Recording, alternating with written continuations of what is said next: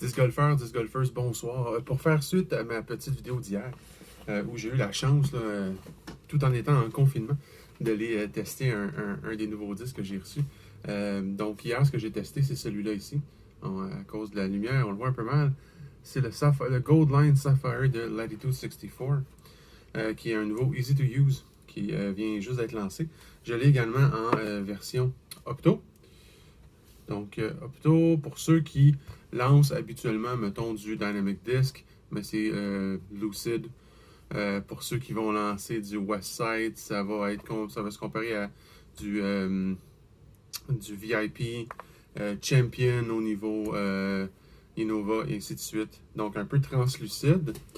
Un petit peu translucide, mais il y a vraiment du swirl, vraiment le fun dans celui-là. Donc, easy to use, plus léger.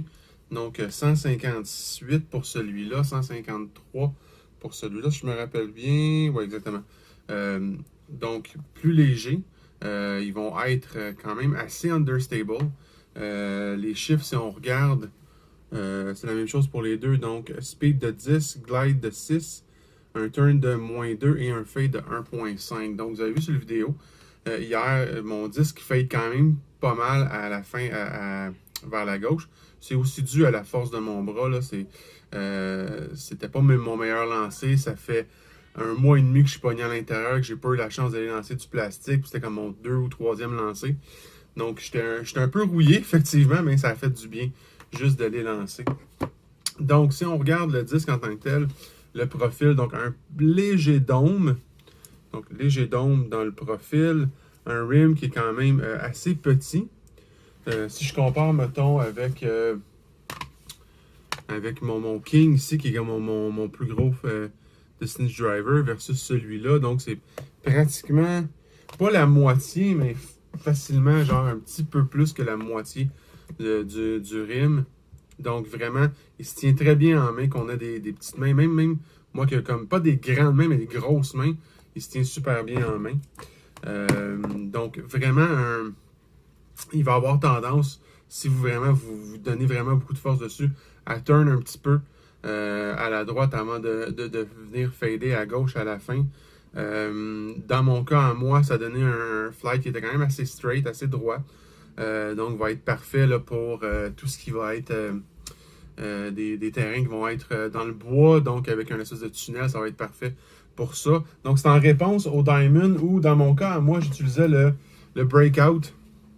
Le Breakout de Dynamic Disc, qui est aussi un Easy to Use. Donc, un petit peu plus léger. Lui, c'est un Speed 8. Donc, j'avais moins de distance. Avec cela, je vais être capable de faire un plus de distance, donc plus pratique là, sur les plus grands terrains. Donc, définitivement, je l'avais déjà mis dans mon sac avant de l'essayer. Mais je me suis dit que techniquement, le disque devrait répondre à mes besoins. Et là, je l'ai essayé hier, puis je suis vraiment satisfait de celui-là. Celui-là, habituellement, le plastique Opto va être tendance à être un peu plus overstable. Il ne sera pas overstable parce que ça reste quand même un disque qui est understable, mais il va être un petit peu plus overstable que le disque dans le plastique Gold. Donc, c'est-à-dire qu'il devrait fader encore un peu plus à la fin.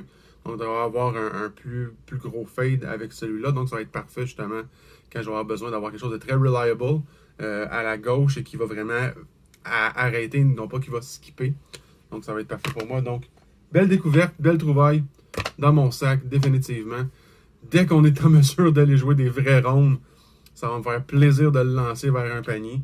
D'ici là, ben, je continue à vous faire des vidéos. Je continue à avoir du fun en confinement. Et on se retrouve très prochainement sur un terrain. Au revoir.